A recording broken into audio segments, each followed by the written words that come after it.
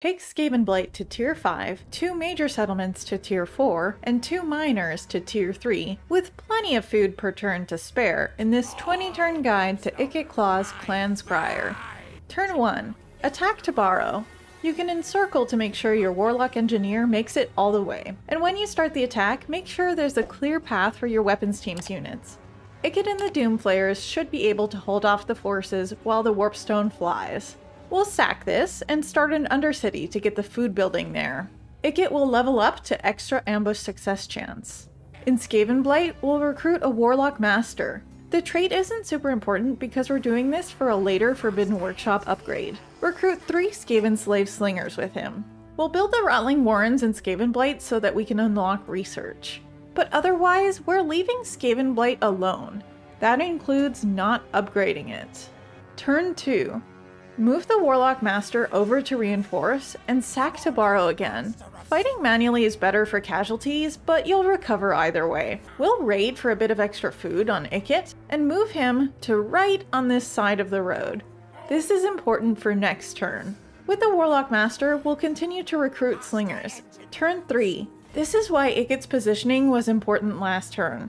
The recruited Lord is now outside of Tabaro, which means if we ambush him, we get 2 extra battles this turn for more experience. Attack him, he runs away, sack the city with your reinforcements, and then finish off the Lord and bring Ikit back to his spot near the road, or bring him to Skavenblight to recruit, while the other Lord raids in his spot.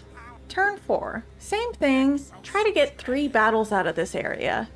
It's better to get the experience with Ikit, but attack with whomever you please. This is a key time for Ikit. We'll grab his Doomflayer and work up to 2nd Wind Serum. And we're now gonna head towards Miragliano, recruiting along the way. Recruit a new Lord of whatever type to help with laying future ambush traps. We're losing a bit of money from supply lines, but it's temporary. Turn 5. Your Warlock Master will take over getting 3 attacks set to borrow every turn until he reaches the required level 15 for the workshop upgrade. Move Ikit and the Grey Seer close to Miragliano. Turn 6. Set Ikit into ambush mode and your Grey Seer into march stance. Then declare war on Tilea. In the Forbidden Workshop, we'll grab Warp Flares for free Warp Lightning while Doomflayer mounted units are in melee, which includes Ikit. And grab the onboard waste compactor so your Rattling guns can't run out of ammo. In traditional Skaven fashion, auto-resolve has underestimated our ambush. You can fight this manually to take fewer casualties, or you can auto-resolve to make sure the enemy army is dead. Since we don't lose any units, I prefer auto-resolve here. I think it's better long term, but it kinda depends. We can also take replenishment to make up for those casualties. Turn 7. Since we've reached max food and will make up a lot this turn, I'll buy a refined Warpstone for a chance at free Doom Rockets, and build one of those nukes. Hey, we got lucky, nice! You can now attack Miragliano. Bring your Grey Seer in to reinforce for extra balance of power. I recommend buying at least 1 Menace below here. Set your army up behind the hill so it's not visible. Leave only the Doomflayers and Ikit visible on that side of the map.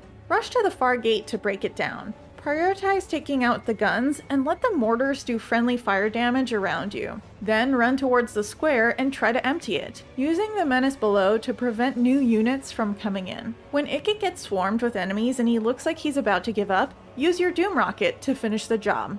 We'll sack and occupy this at Tier 4. Then we'll grab walls, food, income boost, public order, Plague Claw Catapult building, Plague Priest building, then demolish lower tier buildings and repair the port. Then we can disband the spare Lord to save money. You can do it out at sea to prevent potential defection if he's got low loyalty. Grab 2nd Wind Serum on Ikit, so he has some healing when casting. Recruit a couple Slingers in Ikit's army if you feel you need them.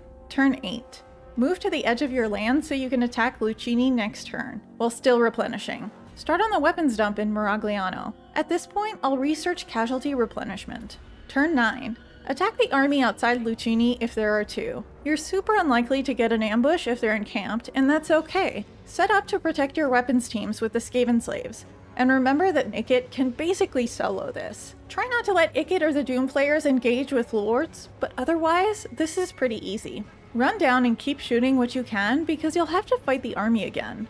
Take food here to bring us back to yellow, and get power overload on Ikit. To maximize experience, attack Lucini and retreat. then attack the extra army, hoping for an ambush. Finish that army, grab some extra food, and attack Lucini, sacking, looting, and occupying to tier 3. Now get expansionist planning in the province. Grab improved warpstone detector for more chances of warp fuel. Turn 10. Start building up Tilea while it's cheap because of the province bonus, prioritizing defenses, food, and money. Then save a bit to get the dominating scheme because we need the food from that. Then switch to the food commandment in the province. Be careful that no Sartosan armies can take Lucini while there are no walls. In this case, we saw Aranessa head south, so we can attack her city now. This is a similar battle to the next siege, but you probably won't need a nuke since Ikit can heal and your guns outshoot theirs. Sack this. If you do get ogres, don't go out of your way for them. Most of your units are better. Here we'll move back to our land so we don't take attrition. Get sneaky on Ikit so he takes less missile damage. And we'll keep prioritizing defenses, money, and food in our building slots, with units as a secondary thought. Aranessa has attacked us over the end turn, despite the fact that we win. I think the auto-resolve is worth it since we don't lose any units and their army will die. Turn 11. We can see Tabaro is the last Estalian city because of the Beastmen, so we want to keep an eye out for rebellions so we don't lose our sack city. We'll need more units for that, so we'll have this guy recruit. Ikit can now take Sartosa at tier 4. We'll take expansionist planning for cheaper buildings next turn, making sure to save our money for Sartosa's infrastructure. And now we'll break our non-aggression with the Beastmen. Here I think it's worth getting 2 points in Warp Lightning on Ikit for cheaper casts. Turn 12. We can swing towards the ogres and then move towards Lucini. We'll remove the melee infantry and recruit 4 Plague Claw catapults. Sartosa will get the usual buildings before switching to the food commandment. And then I'll research ruthless plans for extra food generation. Turn 13. Now we can research harsh production quotas and get walls in Lucini. Do not take peace with Estalia. They are a permanent punching bag. Turn 14. We're about to have a rebellion at Tabaro. Based on the corruption, it'll be chaos, so as long as we sack the city, we'll be okay. Otherwise, you'd have to surround the city to protect it from being taken over.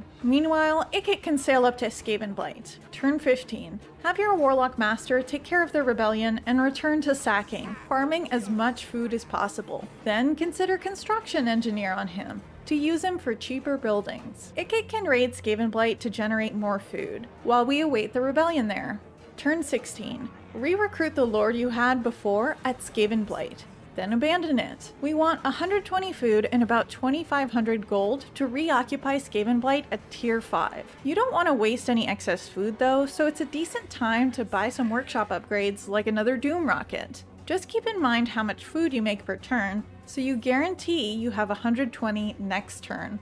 When your Warlock Master passes level 15, you can replace him. If you want to cheese Skaven relations, use a Greyseer. If you want to cheese money, use a Warlord. Turn 17.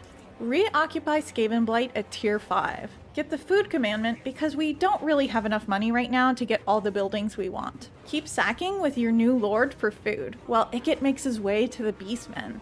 Now we can research devious plans. Turn 18. Work towards the Warpstone Tractor Beam and Skavenblight when you can for the workshop upgrade. Turn 19. Khazrak's army popped up right next to us, and this is a perfect time to strike. Use movement effectively by moving back a bit, so we'll push his army north when we declare war. Your reliability will only suffer a little at this point. We're really desperate for food, so it's better to fight this twice by fighting manually. And you can try to get the ambush by retreating, doing an action like attacking Tabaro with your other army, and then attacking Khazrak again if need be. Beastmen aren't that tough to deal with, especially when you ambush them. As usual, protect your big damage dealers with the Skaven slaves. Now we can finish Khazrak off, then risk a bit of attrition to hit Bilbali next turn. Take Musk of Fear on Ikit. Then it's really up to you. He's pretty much set. You could go for Lightning Strike, or get redline buffs and rely on ambushes. And for research, I like to go to Virulent Plans for extra food capacity. Turn 20. Attack Bilbali. It looks kinda scary, but we can handle it. Make sure you have a Doom Rocket and grab Menace Belows if you feel you need them. Use that Doom Rocket when they swarm Ikit, which they're likely to do because he's the biggest damage dealer. You can stop the flying units with magic if you need. Then sack, loot, and occupy this to tier 3, then build up those walls. Ikit's army should be strong enough to handle anything he hits in the next 10 to 20 turns. Keep advancing as you build defenses behind you. If you feel like this helped your Ikit campaign, you might like to see how to deal with Ikit as Khazrak in the guide linked here. Thanks for stopping by. Goodbye!